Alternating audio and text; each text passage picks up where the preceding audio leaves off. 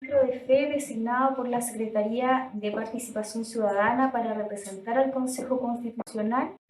doy inicio a esta audiencia pública. Le recuerdo que dispone de 10 minutos para hacer su presentación. Le avisaré cuando le queden 2 minutos de su tiempo para que pueda concluir adecuadamente. Como representante del Consejo, velaré por la autenticidad, transparencia y registro fiel de este proceso, garantizando los derechos de todos y todas los y las participantes. Por favor, indique su nombre completo y su RUT. Mi nombre es Gloria del Carmen Jara Zubicueta y mi RUT 8719568-6. Bien, puede iniciar su presentación. Buen día. En primer lugar, saludo este espacio que es una forma nueva de participación en un proceso que pudiera ser un cambio estructural para la sociedad de nuestro país. Y me presento como parte de un colectivo de mujeres del Ministerio de Educación. Sin embargo, no voy a referirme a temas feministas ni de género. Me voy a referir en mi calidad de funcionaria del Ministerio de Educación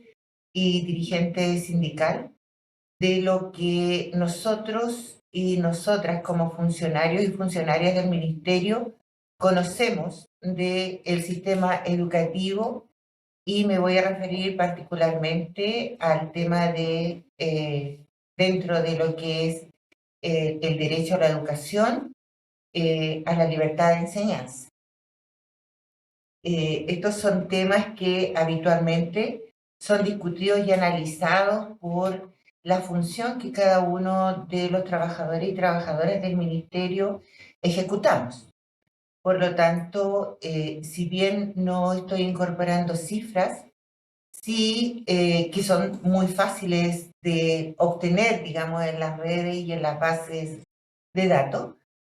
Nosotros tenemos la experiencia de lo que es el sistema desde distintos ángulos, y voy a tratar de objetivar de acuerdo a esa experiencia. El artículo 16 de la propuesta de este borrador de Constitución, respecto a que asegura a las personas la libertad de enseñanza, en su número 23, dice que las personas tienen el derecho de abrir, organizar, mantener y desarrollar establecimientos educacionales sin otra limitación que las impuestas por el orden público y la seguridad del país. En definitiva, este artículo viene a mantener la situación que hoy día ya tenemos como sistema en la enseñanza, en el sistema educativo de Chile, en que personas, tal como lo dice, pueden iniciar una iniciativa privada, pueden realizar una iniciativa privada como es abrir un establecimiento educacional, recibir subvención del Estado y entregar un servicio educativo. Este fenómeno, que no es común en el mundo, porque en general los sistemas tienen un orden que parte de la estructura del Estado para entregar el derecho a la educación a todos los habitantes de un país. Bueno, este artículo, respecto a que haya personas que puedan elegir, abrir, organizar y mantener establecimientos, se supone que es para que los padres tengan la posibilidad de elegir, tal cual lo dice otro artículo de esta propuesta, la educación de sus hijos. Sin embargo, y yo creo que desde el sentido común de la vida diaria y de la experiencia, los criterios de elección que tienen los padres o pudieran tener los padres es una condición bastante relativa respecto a la vulneración permanente de las expectativas que no se cumplen cuando eligen un determinado establecimiento. Y también son herramientas que los padres, para realizar esta elección,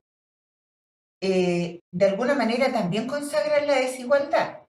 porque no es lo mismo la elección de un establecimiento que realiza una familia en donde los padres o quienes determinan la educación de sus hijos son profesionales o son de un sector vulnerable en donde el nivel educativo es mucho menor. Y eso está claramente determinado además por un sistema desigual económico en que hay comunas en donde hay mucha riqueza y hay otras comunas donde hay mucha pobreza y por lo tanto las condiciones de elección son muy relativas a también esas condiciones económicas. Entonces, y aún así, cuando los padres pueden elegir la educación de sus hijos, no necesariamente al término de 8 años, que es el ciclo de educación básica, o al término de la educación media, van a tener como resultado una buena educación, entre comillas. No garantiza el hecho de elección de de una propuesta de un establecimiento particular subvencionado, de lo que estamos hablando en definitiva, que son aquellos que tienen la posibilidad de abrir establecimientos, de acuerdo al modelo que hoy día tenemos, un establecimiento particular subvencionado puede exponer un determinado eslogan, un determinado proyecto, pero que en definitiva nada le asegura a los padres, madres o responsables de la educación en una familia de que aquello que compró en la entrada del colegio lo va a tener de resultado y de salida. Los proyectos educativos de los establecimientos particulares subvencionados, que son en definitiva los que establece este artículo, son definitivamente expresiones de mercado que, tal como cualquier privado que ofrece un servicio, ofrece determinado producto que no tiene ciclo, digamos, para reclamar aquello que se había supuestamente acordado como servicio educativo. Es así como los establecimientos particulares subvencionados, además, constituyen un servicio educativo desarticulado, que son miles de sostenedores, con miles de ofertas distintas, que pudieran tentar, digamos, esta intención de elección de los padres, que como ya decíamos, está sujeta a una serie de otros factores,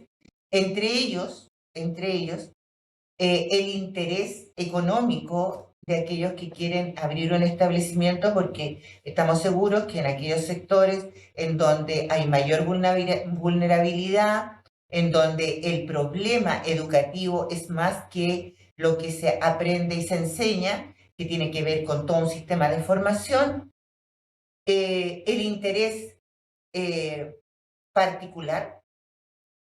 digamos, la iniciativa privada, va a ser mucho menor que en aquellos sectores en donde el problema social tiene mejores espacios de resolución. Por lo tanto, la apertura de estos establecimientos particulares subvencionados ha obligado al Estado a construir un sistema de control sobre toda esta multiplicidad de establecimientos que hoy día ocupan más o menos el 70% de la matrícula nacional, a construir un sistema de control orientado a resguardar los derechos de los estudiantes en el sentido básico, ¿no? Que es el derecho a la educación. Entonces, ante este mercado que se abrió, en que estos prestadores privados tenían ofertas de muy desigual capacidad educativa en realidad,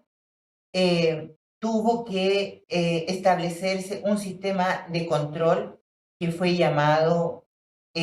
dos sistemas fundamentales, dos leyes, en los últimos 5 años, hace 5 años aproximadamente,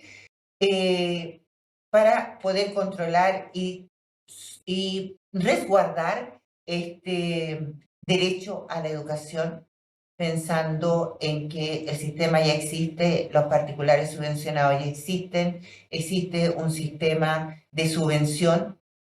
existen distintas formas de administrar la educación y que por lo tanto el Estado tenía que tener algún rol que pudiera resolver o disminuir los efectos de este sistema privatizado a través de educación particular subvencionada. Es claro que como derecho de los padres, madres y familias para elegir la educación de sus pupilos, debe existir una alternativa de establecimientos religiosos. Eso lo quiero dejar a la base porque efectivamente lo que puede determinar básicamente distinción entre un modelo educativo y otro es a la base la distinción entre si son religiosos o laicos. Respecto a los proyectos educativos, efectivamente, cada establecimiento, sea del origen que sea, necesita tener un proyecto educativo adecuado al territorio, al espacio cultural, social, geográfico en que se encuentran. Eso no tiene cuestionamiento. Entonces, este sistema que estaba altamente comercializado, en que el Ministerio de Educación tiene hasta hoy miles de procesos de subvención en que intenta tener algún nivel de control sobre la inversión del Estado en educación que pasa a mano de estos privados, se obligó a tener un sistema más fuerte de control, ¿ya? Ese control se ha ejercido por dos leyes. Una es de la ley 20.845 de inclusión escolar, que regula la admisión de las y los estudiantes, es decir, no puede haber de parte de un sostenedor privado la elección de los estudiantes que ingresan a su establecimiento, y elimina el financiamiento compartido, es decir, también elimina esta condición que tenían o esta posibilidad de tener por una parte el financiamiento del Estado, sumando financiamiento de la familia, y que prohíbe, y eso es lo más importante, prohíbe el lucro en los establecimientos educacionales que reciben aportes del Estado. Efectivamente, muchos sabemos que hay grandes corporaciones que reciben la subvención del Estado, que se fortalecen como grandes empresas, tanto como corporaciones, como empresas, como también particulares que en algún momento comenzaron con un colegio y hoy día son dueños de cadenas de colegios. Y la otra ley que vino a regular es la ley 20.529, que tiene el sistema de aseguramiento de la calidad, que en definitiva establece tres fuentes de control. Una es respecto a los recursos a través de la Superintendencia de Educación, y por otra parte de lo que se enseña o más bien se aprende a través de la Agencia de la Calidad, que tiene la misión de hacer evaluación de estos sistemas. Por lo tanto, para obtener optimización del uso de los recursos, para sostener, controlar, resguardar un sistema que a la base está sostenida por el interés privado, necesita también el Estado tener una gran inversión para hacer control de esta forma de financiamiento de la educación. Bueno, de allí que en el artículo 16, bueno, en paréntesis, el artículo 16 dice que la enseñanza estatal y reconocida oficialmente no podrá orientarse a propagar tendencia político-partidista, y me parece que ese es un artículo que se debería eliminar porque la considero innecesaria. El quehacer del Estado, de la inversión del Estado en cualquiera de sus formas, está dada por otras leyes que eliminan cualquier uso de política partidista, así que por eso sugiero eliminarla. Y respecto al artículo 16, letra C, donde dice que se reconoce el derecho y el deber preferente de las familias de escoger la educación de sus hijos o pupilos atendiendo a su interés superior, yo la modificaría en términos de que se incorpore, o sea, si bien se reconoce el derecho preferente de la familia a escoger, que en lugar de hablar de la educación se diga más claramente el proyecto educativo para la educación de sus hijos, ¿no? Entonces el artículo quedaría: se reconoce el derecho y el deber preferente de las familias de escoger proyecto educativo para la educación de sus hijos y pupilos atendiendo a su interés superior. Y incorporar un artículo respecto a las familias. Las familias tendrán derecho a participar en los proyectos educativos de sus hijos para aprender. La familia debe aprender también y mejorar el aprendizaje de sus pupilos. ¿Cuántos minutos me quedan? Ya. El último, el Estado, y el último es: el Estado respetará la autonomía de las instituciones de educación superior. Bueno, respecto a eso es más complejo respecto a lo que es hoy día el esquema. Voy inmediatamente al número, artículo 15, letra F. El Estado deberá crear, sostener y coordinar una red nacional de establecimientos educacionales pluralista. Ahí yo la reemplazaría o incorporaría la palabra laica en todos los niveles de enseñanza. Y por último, respecto a la libertad de enseñanza, que es el número 23 del artículo 16, yo propongo reemplazarla por: el Estado permitirá administradores privados con procesos aprobados de reconocimiento de su idoneidad para proveer una propuesta educativa religiosa y sujeta a las obligaciones y garantías de derecho que debe observar. ¿Lo leo de nuevo?